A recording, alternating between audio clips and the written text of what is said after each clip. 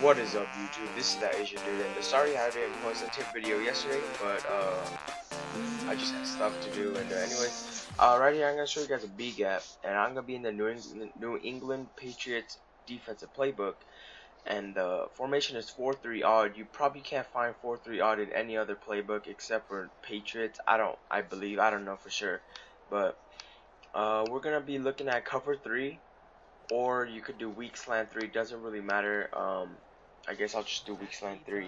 So basically you want to baseline, crash your D-line down, and you want to bring this outside guy all the way to the right and re-blitz him. Now, right in this situation, the blitz is set up, and we should get the B gap. Right there, we get the B gap. Jernigan obviously is not the fastest guy, so you probably don't want to use him. So I don't know why I called him out right there, but I'll sub in a faster guy. The Ravens do not really have a fast defensive line core.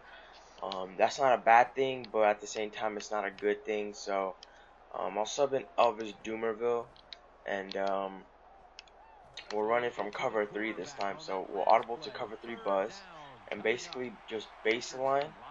After you baseline, bring down the right outside linebacker, and just re-blitz him and crash your D-line down. Now the steps doesn't have to be in order, but just get the steps done right and you'll be good. Right there we get the A gap, and yes, you do get an A gap out of this. I forgot to mention, I actually found this during an Ultimate Team game, so I was actually pretty stoked about that. So we'll baseline, crash your D-line, re-blitz the right outside linebacker, and usually the B gap is common, but you will get A gap from time to time. Right there we get that super fast B gap with Elvis Dumerville, but Terrell Suggs gets the fame for the sack, I guess. So we'll run it for you guys through the Colts defense, or the Colts defense, and we'll do weak slant 3 again, and this is a really good blitz in my opinion. This time we'll do it under center. So we'll go into trio, and we'll do inside smash. Now, just baseline and do the same setup. In under center, I don't really run blitzes at all in under center except for A gaps, like the three-man A gap I showed you guys. That's probably the only blitz I run during under center, but I guess you could try this out. I don't really know what happens exactly. Right there we get the A gap. He sort of gets tripped up, but we get the A gap, and we'll try this again, because I don't know what to expect here, because I don't really run any blitzes under center. But someone was telling me that your blitzes aren't good because they're not ran under center, and that's because I don't run under center, or I don't blitz under center. But I'm guessing we get the edge heat more often than not. We'll run it for you guys a couple more times just so we know what to expect out of this blitz when you're going up against someone that runs under center. All right, so yeah, I mean, I don't really know what to expect here except hope for the edge heat, maybe get the A gap from time to time. So once again, I don't run blitzes when my opponent's under center. That's just me. It's all up to you guys, obviously. But I'm trying to get it to where we could get the guaranteed heat, even if it's under center. And I believe that if hold on. I believe that, or in play action, by the way, you automatically get the edge heat. I think.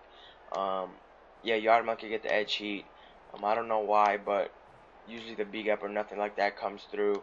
Only edge heat. So we'll set up this blitz again, but this time we'll quarterback contain just to see, because I know with the quarterback contain you can still get the B gap when you're in shotgun.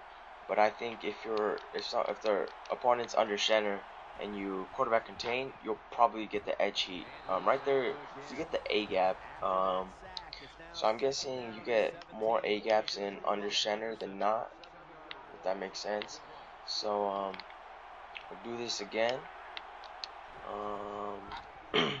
Right there, the B gap was coming through at one point, but he got picked up. So once again, I have a couple other blitzes under center that I use just for under center, and I'll probably show you guys that one time or another.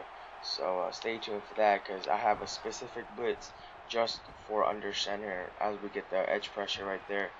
And once again, I try to run blitzes because my blitzes are universal.